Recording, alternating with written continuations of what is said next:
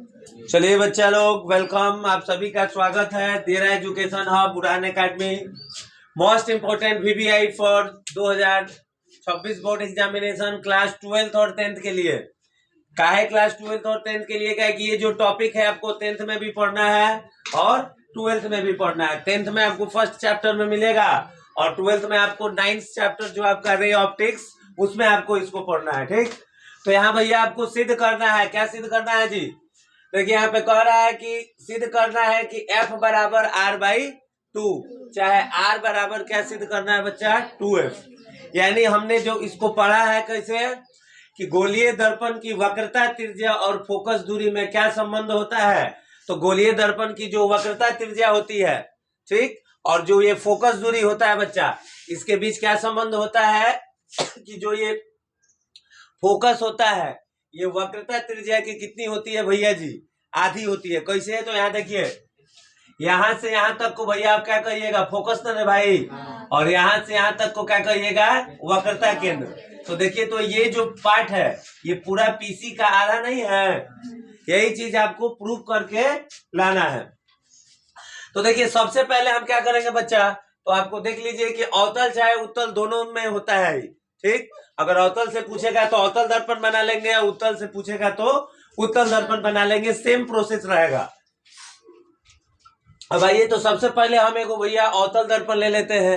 अवतल दर्पण आपको समझ में आता है ना भाई? हम बताए हैं कैसे पहचानना है अवतल। तो अवतल दर्पण का जो परावर्तन सतह होता है, जो परावर्तक सतह होता है, वो कहाँ होता है? अंदर होता है, माने ये जो झुका हुआ भाग में होता है। अ से अवतल, अ से अंदर, याद रखना है। तो एक वो याद रहेगा तो उत्तल आपको ऑटोमेटिक याद हो जाएगा। यानी उत्तल का जो परावर्तक सतह होता है वो कहाँ रहता है? बाहर की ओर होता है ना जी।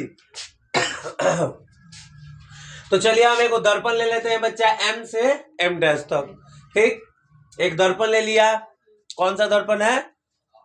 अवतल दर्पण है। ठीक, अब आप जानते हैं दर्पण है तो ध्रुव होगा इसका। ध्रुव को किससे सूचित किया जाता है? P से। अब यहाँ पे ये पॉइंट जो क्या आपका F फोकस, तो फोकस P से यानी ध्रुव से फोकस की दूरी को आप फोकस दूरी बोलते हैं ना भाई। और ये देखिए, ये जो C आपका क्या है बाबू? केंद्र है। केंद्र माने वक्रता केंद्र ना जी। काहे केंद्र है यहाँ पे? क्या देखिए, ये गोलीय दर्पण है। इसको भैया अगर आप आगे बढ़ाइएगा तो ये गोलीय दर्पण नहीं होगा। तो गोल आकृति का जो सेंटर पॉइंट होता है उसी को ना हम लोग केंद्र बोलते हैं। तो इसका जो सेंटर है इसको क्या बोलेंगे? वक्रता केंद्र। और वक्रता केंद्र से बच्चा ध्रुव के बीच की जो दूरी होती है भैया जी, वही क्या कहलाती है? आपकी वक्रता त्रिज्या, यानी कि R। ठीक, तो ये तो हमारा बेसिक पॉइंट हो गया। अब आइए, इसमें थोड़ा सा कुछ आपको लिखना होगा। सबसे पहले बच्चा होगा क्या? तो पहले परावर्तन कराएंगे हम, रिफ्लेक्शन, तब ना कुछ काम होगा जी। तो मान लेते हैं कि देखिए बी से प्रकाश आ रहा है भैया जी, ए पॉइंट पे टकरा रहा है। तो परावर्तन आप सभी को पढ़ाया गया है, पढ़ाया गया है। तो देखिए, ध्यान रखिए, बी से जो किरण आ रही है तो आने वाली किरण को हम लोग आपतित किरण बोलते हैं ना भाई। देखिए, बी से आपतित हो रही है कहाँ? ए पर। तो ए आपका क्या है बच्चा? आपतन बिंदु। तो यहां से बच्चा रिफ्लेक्शन होगा ना। तो देखिए, यहां से टकरा के यहां से ये क्या हो रहा है? रिफ्लेक्शन होके कहां से गुजर रहा है भैया जी? फोकस से गुजर रहा है। अरे सिंपल, आपको नहीं पढ़ाया गया है ये वाला प्रोसेस? ये आपतित किरण आपतन बिंदु पे टकरा के फिर निकलेगा तो उसको आप क्या बोलते हैं? परावर्तित किरण नहीं बोलते हैं। तो देखिए, ये जो बी ए क्या है बच्चा? आपतित किरण। और ए से जो ये निकल रहा है एफ की ओर, ये क्या है? परावर्तित किरण। यानी कहां से गुजर रहा है भैया? फोकस से होकर गुजर रहा है ना जी। अब आप जानते हैं, क्या जानते हैं कि आपतित किरण और परावर्तित किरण के बीच में एगो अभिलंब तो होता है 90 डिग्री। तो 90 डिग्री काहे होता है? तो इसके बारे में जानिए। अच्छा, एगो बात आप जानते हैं बच्चा, किसी भी गोलाकार आकृति यानी सर्कल में, सर्कल के किसी भी बिंदु से, मैंने उसके सर्कल के सेंटर से बच्चा उसके परिधि पर जो भी लाइन खींचिएगा वो 90 डिग्री होता है। लंब 90 डिग्री का मतलब देखिए, आप यहाँ जो खींचे ना भैया, ये भी क्या है? 90 डिग्री। ये यहाँ खींचिएगा, ये भी क्या होगा? इधर खींचिएगा 90 डिग्री, जितना खींचिएगा केंद्र से होके जितना भी जाएगा परिधि तक वो सब क्या होता है बच्चा लोग 90 डिग्री। तो 90 डिग्री को हम क्या बोल सकते हैं अभिलंब बोल दीजिएगा आप। तो देखिए हमने यहाँ क्या किया है बच्चा कि सी से ए को मिलाया ना, तो ये जो आपका AC भैया ये क्या हो गया जी अभिलंब हो गया। क्या हो गया अभिलंब। बात समझिएगा, ये आपका आपतित किरण, ये आपका परावर्तित किरण और ये जो आपका क्या है अभिलंब। अब यहाँ आप देख रहे हैं बच्चा एगो त्रिभुज बन गया, दिख रहा है ना, नाम रख लीजिएगा ACF। अब एक कॉन्सेप्ट और यूज करना है, हाई वाला कॉन्सेप्ट आपको याद है ना भाई, दो गो समांतर रेखा को जब तिर्यक रेखा काटता है, हम आपको पढ़ाए हैं पहले 8 प्रकार का कौन संबंध होता है। तो देखिए सबसे पहले आपको क्या करना है बच्चा, पहले आपको एक फिगर ये ड्रॉ करना है और इस फिगर में जो जो हमने लिया है चीज उसका नाम लिख देंगे। तो पहले लिखिए, देखिए पहले जो जो किए आप लिख लीजिए। माना कि MM एक अवतल दर्पण है, M से लेके M' तक अवतल दर्पण है जिसका ध्रुव P है भैया, तो ध्रुव का नाम क्या है P है और वक्रता केंद्र C है, वक्रता केंद्र कितना है। अब BA एक आपतित किरण है, आपतित माने आने वाली, तो देखिए B से A पे आ रहा है जो किरण वो क्या है आपतित किरण। इसके बाद जो प्रधान अक्ष के समानांतर आ रही है, यानी ये जो लाइन है बाबू इसको प्राइम एक्सिस बोलते हैं ना, हो प्रिंसिपल एक्सिस यानी मुख्य अक्ष। तो देखो तो ना मुख्य अक्ष के समानांतर नहीं जाता, यानी देखिए हाई कॉन्सेप्ट हम कब यूज करेंगे, तो जब समानांतर दो लाइन होगा तब ना यूज करिएगा। तो देखिए ये जो PC है उसके समानांतर ही जा रहा है कौन भैया जी BA, चाहे AB कहिए। और परावर्तन के बाद भैया फोकस से होकर जाती है, देख रहे हैं यहाँ पे टकरा रहा है यानी रिफ्लेक्शन हो रहा है। इसके बाद ये कैसे गुजर रहा है भैया लोग फोकस से गुजर रहा है। तथा CA जो है बच्चा C और A क्या है अभिलंब है।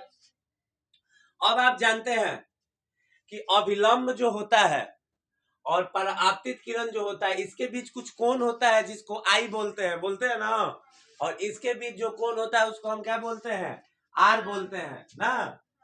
आपतन कोण और ये परावर्तन कोण। तो हम यहाँ पे मान लिए कि इसका नाम कोण 1 लिख दिए, ठीक है, और इसका नाम कितना दे दिए कोण 2। तो यहाँ भी तो कुछ ना कुछ कोण बनेगा ना हो, तो इसका नाम बउआ लोग हम दे दिए कोण 3। अब आइए यहीं से गेम है। अब एक बात आप लोग जानते हैं परावर्तन के नियम में हमने आपको पढ़ाया था, पहला नियम क्या कहता, दूसरा नियम उसका क्या कहता है कि आपतन कोण जो है परावर्तन कोण के बराबर होता है। यानी ये जो ये वाला कोण है इस कोण के क्या होगा बराबर होगा। तो देखिए हमने यहाँ पे लिखा है प्रमाण में कि कोण 1 बराबर है कोण 2। तो काहे बराबर है, काहे कि भैया परावर्तन के नियम में आपतन कोण बराबर होता है किसके परावर्तन कोण के बराबर होता है। अब एक चीज और हमने लिख दिया है कि कोण 1 बराबर कोण 3। आप ही कहिएगा कि भैया 1 और 3 कैसे बराबर बा, तो 1 और 3 भी बराबर है। देखिए आपको हम जूनियर में पढ़ाए हैं भैया जी एकांतर कोण वाला कॉन्सेप्ट। देखिएगा कि दो गो समांतर रेखा के बच्चा अगर कोई एगो तिर्यक रेखा काटती है तो ये जो अंतर एकांतर कोण है आपस में क्या होते हैं बच्चा लोग बराबर होते हैं, नहीं बराबर होते हैं। यानी देखिए अगर बात समझ रहे हैं इसको थोड़ा सा इधर हम बढ़ाएं तो एगो ये वाला है लाइन, एगो ये वाला है, इसको ही काट रहा है, तो ये वाला और ये वाला बराबर ना होगा जी। तो देखिए कोण 1 है यहाँ पर और यहाँ क्या है कोण 3 है, तो ये दोनों एकांतर कोण आपस में क्या होता है बराबर होगा। कब, तो जब दो गो समानांतर रेखा को कोई तिर्यक रेखा काटेगा तो ये वाला और ये वाला एंगल भैया जी आपस में बराबर होता है, जिसको एकांतर कोण बोलते हैं ना। अगर अंदर है तो अंतर एकांतर और बाहर है तो बाह्य एकांतर। तो ये भी बात हमारा सही है कि कोण 1 जो बाबू बराबर है कोण 3 का। तो कोण 1 बराबर कोण 3 कैसे, तो अंतर एकांतर कोण के कॉन्सेप्ट से। अब देख लीजिए भैया इस समीकरण 1 हो गया, मान के चलिए इस समीकरण 2 हो गया। अब एक बात ये बताइए हमको कि दोनों को अगर सॉल्व करेंगे तो देख रहे हैं कि एक इसमें भी है और एक इसमें भी है, तो एक का एक ना कट जाई हो, कट जाएगा एक और एक, तो एक और एक भैया आपका कट गया, तो बचा क्या, तो कोण 2 इधर बच गया। अरे मैंने LHS बराबर है, बात समझिएगा, इसको हम LHS बोलेंगे, इसको क्या बोलेंगे RHS। तो भैया जब LHS बराबर बा तो RHSO बराबर हुई ना। हाँ, तो जब तो इसी कारण क्या हो गया कि कोण 2 बराबर हो गया भैया जी कोण 3 के। यानी देखिए ये जो कोण 2 है भैया जी बराबर हो गया कोण 3 के। बात समझ रहे हैं आप लोग यहाँ तक?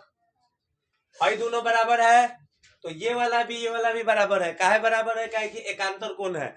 अब हम थोड़ा सा सोच रहे हैं तो ये वाला और ये वाला एंगल भी आपस में क्या है भैया जी बराबर है। कैसे बराबर आया? तो जब समीकरण 1 और 2 को हमने सॉल्व किया तो ये कोण 2 और कोण 3 आपस में क्या हो गया बराबर हो गया। अब अभी देखिए आपको एक हम कॉन्सेप्ट अभी बता रहे थे कि आपको त्रिभुज दिख रहा है बच्चा ACF। तो देखिए त्रिभुज में क्या होता है अभी तो बताया कि किसी त्रिभुज में अगर दो गो कोण भैया आपस में क्या हो बराबर हो तो उसका क्या होगा आमने सामने की भुजाएं भी आपस में क्या होंगी बराबर होंगी। देखो जैसे मान लो त्रिभुज के बाहर निकाल दे भैया जी तो देखिए ये कितना है A है C है और F है। तो A के जगह पे कोण 2 है बच्चा लोग और C के जगह पे कोण 3 है। हम ये बात जान गए कि 2 और 3 आपस में क्या है जी बराबर है। तो इनके सामने वाला भुजा बराबर होगा ना जी। तो कोण 2 के सामने कौन सा भुजा है CF। 3 के सामने कौन सा भुजा है बउआ लोग AF। तो हम कह सकते हैं ना जी कि CF बराबर AF। कैसे? तो काहे कि दोनों कोण बराबर है तो इसके सामने वाला भुजा भी क्या होगा बराबर होगा। तो 2 के सामने है CF और 3 के सामने क्या है AF।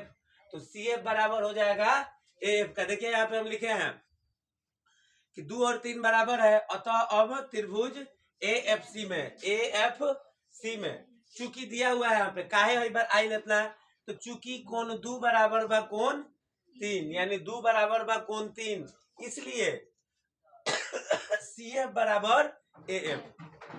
यानी ये वाला जो CF है बराबर होगा AF। अगर कॉन्सेप्ट आपको यहाँ लगाना है तो बता दीजिएगा क्या बताइएगा। कोई पूछेगा कि CF बराबर AF कैसे लाए तो क्या कहिएगा ये बात कहिएगा कि 2 को भुजा अगर बराबर है तो इसके आमने सामने वाला कोण भी आपस में क्या होता है बराबर होता है ना जी। तो यहाँ तक क्लियर है ना भैया कि CF बराबर AF कैसे आ गया? सभी को समझ में आ रहा है? आएगा एकदम आएगा। ध्यान दीजिएगा सभी को बुझाएगा। अब आ ही गया है। अब देखिए आगे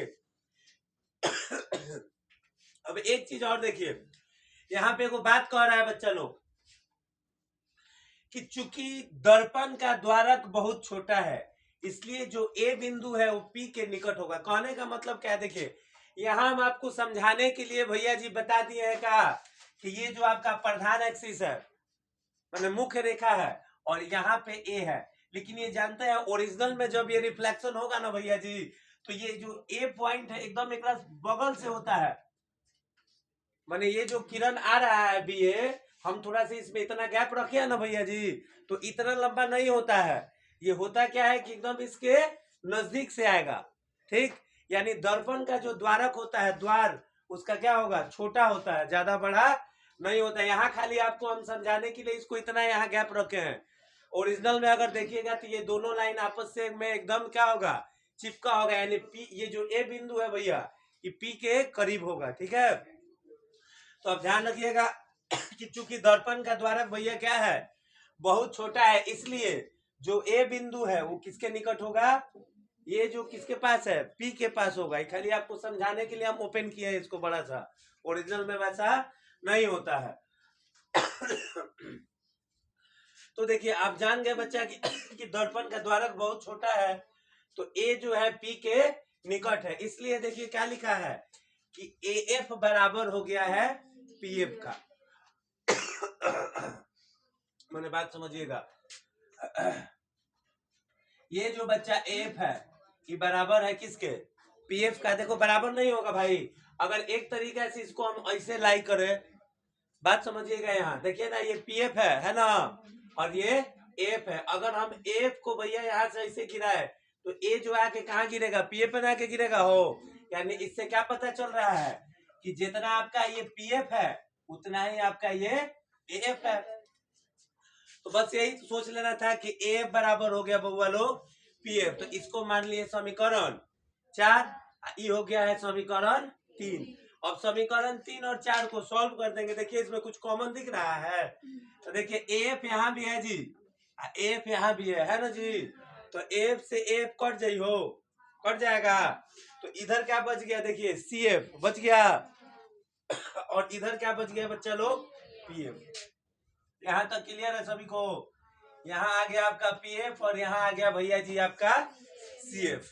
अब आप जानते हैं, क्या जानते हैं कि ये जो पीसी है, पी से लेके सी, अब हम जानते हैं कि पीसी को ही हम लोग क्या कहते हैं बच्चा लोग, आर कहते हैं, नहीं कहते हैं? पी से सी तक को नहीं आर कहा जाता है, और पी से एफ तक को भैया हम लोग क्या कहते हैं रे बच्चा, फोकस दूरी माने कि एफ। ये बात थोड़ा सा ध्यान रखिएगा, आसान हो जाएगा। यहां से लेके यहां तक ये क्या है, आर माने वक्रता त्रिज्या, और यहां से लेके यहां तक को हम क्या बोलते हैं, फोकस दूरी ना, माने ध्रुव से लेके फोकस के बीच की दूरी को फोकस दूरी। तो अब आप जानते हैं एगो बात कि ये भैया जो ये P से C है, ये कैसे आएगा हो, तो देखो जब आप CF और FP को जोड़िएगा वो तब ना PC के बराबर होगा। देखिए अगर पूरा लाइन है PC, ठीक, तो ये कैसे आएगा, तो हम पहले क्या करेंगे, पहले का भाग इसका CF और दूसरा का भाग क्या है हमारा PF कहिए चाहे FP कहिए, लेकिन PF ही कहिएगा। काहे PF कहिएगा, काहे कि भैया दर्पण में जितना भी दूरी होता है वो सब कहाँ से नापा जाता है बच्चा लोग, ध्रुव से ही नापा जाता है, ठीक है? तो ध्रुव से ही शुरू करिए। जैसे इसको हम पीसी बोल रहे हैं, तो पीसी बराबर क्या हो जाएगा भैया जी एफ सी चाहे सी एफ, और प्लस में बहुआ लोग पी एफ। क्लियर है? अब देखिए ये जो पीसी है, तो पीसी के जगह पे हम क्या लिख सकते हैं बच्चा लोग, आर, इसी को ना आर बोलते हैं जी। तो देखिए पीसी की जगह पे हमने क्या लिख दिया, आर।